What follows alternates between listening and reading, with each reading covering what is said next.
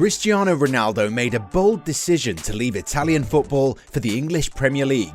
The legendary Portuguese forward, as we know, has signed a 2-year deal with Manchester United, a club where he honed his talent to become one of the greatest players that the game has ever seen.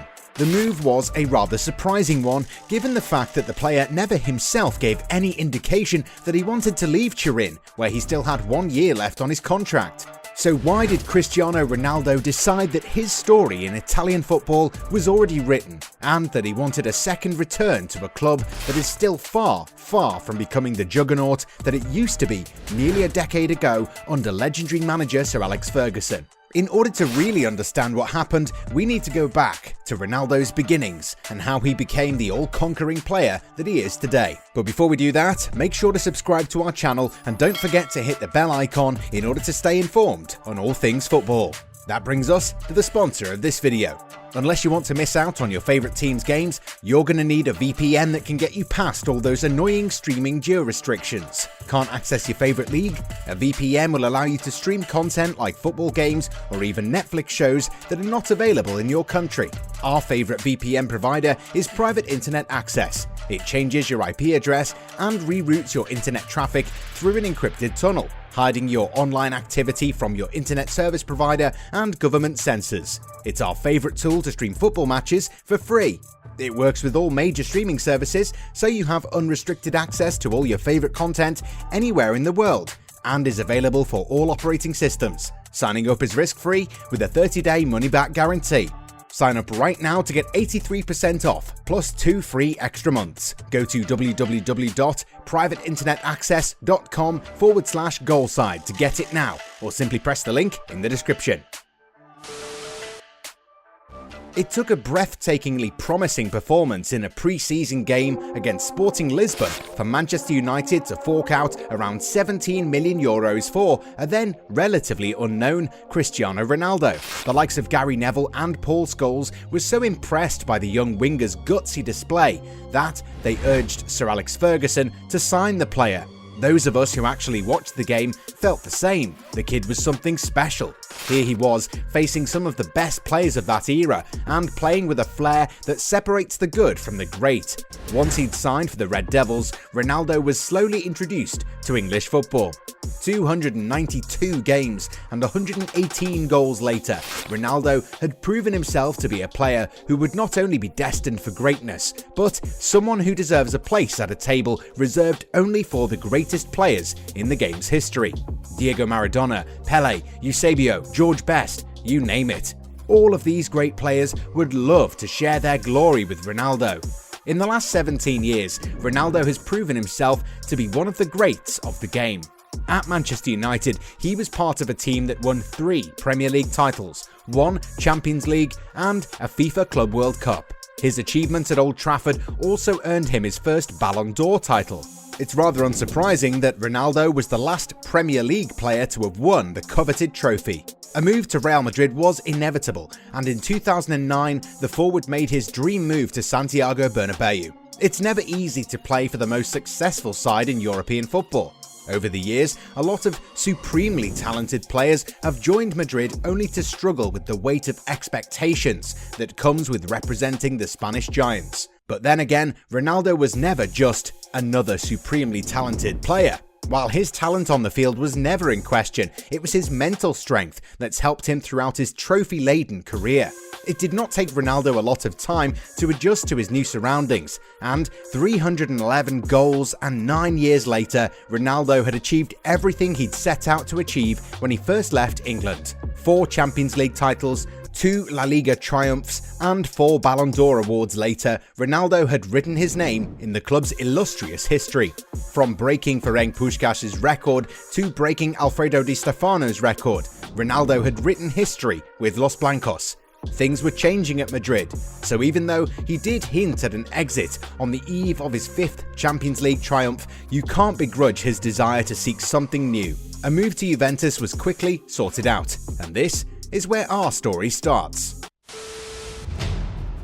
Ronaldo's transfer to Juventus in 2018 was the most sensational move of the summer. There was a time when no one ever thought it was possible to see him wear any other jersey. However, Ronaldo had grown weary of Real Madrid's behaviour. Reportedly, him and the club president Florentino Perez had stopped seeing eye to eye, with the latter already envisaging a future without his team's all-time leading goalscorer. Ronaldo knew it was time to move on, and Juventus was a no-brainer given the standing ovation he received in Turin during a Champions League win over the Italians, where one of the 2 goals that he scored was a spectacular overhead kick. Ronaldo was applauded by the Juventus fans, and the Portuguese marksman admits that he had never experienced anything like that before. For Juventus, the opportunity to sign Ronaldo was too hard to turn down. Juventus and the Champions League is the sad tale of a guy courting someone only to fall short. The Bianconeri had not won the most prestigious club competition in the world since 1996, when Marcello Lippi inspired them to a penalty shootout win over Louis van Gaal's Ajax. In fact, since then, there have been close shaves and miseries abound. They lost the final to Real Madrid in 1998 and then lost the final to Milan on penalties in 2003. Then it was a 3-1 defeat at the hands of Barcelona in 2014 before another defeat at the hands of Real Madrid in the final of 2017. The latest 4-1 defeat confirmed that the club needed something more to finally add a 3rd Champions League triumph to their cabinet. Ronaldo, being someone who had won it all, was a logical choice. Then again, this is where it gets really interesting, and we're actually quite surprised that many people had forgotten the statement made by Juve president Andrea Agnelli when he confirmed Ronaldo's signing. The club's Supremo admitted that the first time in history they'd signed a player for more than sporting reasons. Most Italian clubs don't have the financial strength of Premier League clubs, so it's understandable why you'd want to sign a marketable product like Ronaldo. Since he signed, the club's digital presence grew, and then they also managed to sign a big money sponsorship deal with Adidas. While Ronaldo has left, Juventus still reap the rewards of his 3-year stay and will continue to do so until 2027. Although Juventus might be a financial behemoth in the Serie A, they're not even close to being the richest club on the planet. The old lady got hit hard by the pandemic. With fans not allowed to attend games, broadcasters made things difficult for clubs. The club's debt grew as they looked to refinance their debts in order to keep things moving.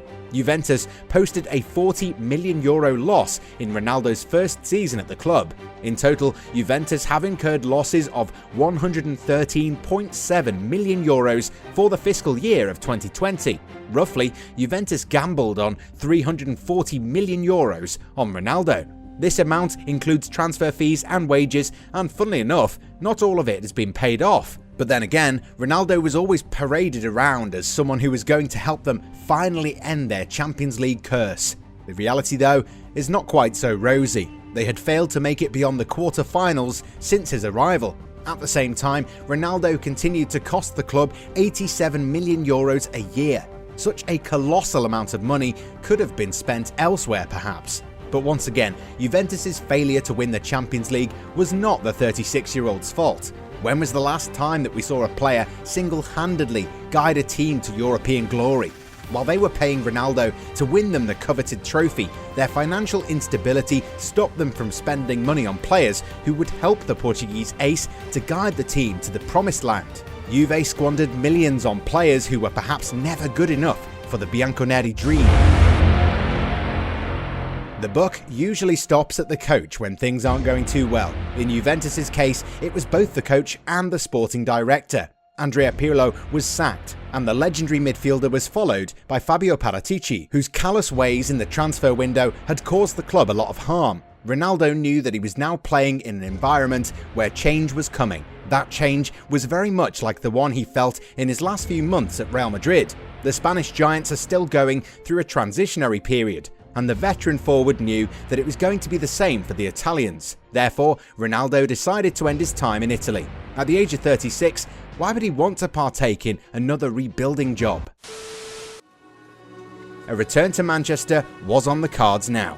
PSG had already signed Messi and wouldn't dare test UEFA's patience by mocking the financial fair play ruling. Manchester City were reportedly close to signing him, but once Sir Alex Ferguson made that call, it became clear that Old Trafford would be the only place that he would come back to. Not that it really matters a lot. Ronaldo took a pay cut in order to be reunited with his former teammate Ole Gunnar Solskjaer.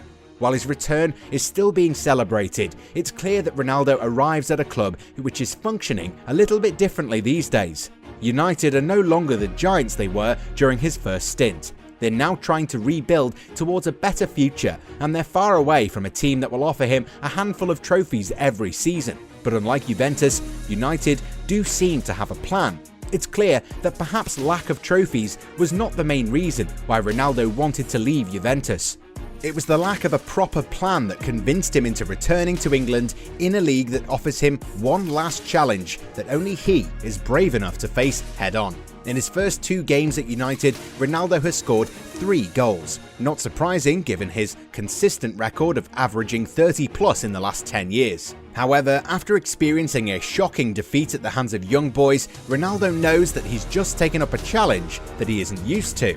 Hopefully his presence is going to help the club avoid these embarrassing defeats. Seeing Ronaldo's career, we're sure that he won't allow a whimpering end to what has been a glorious career.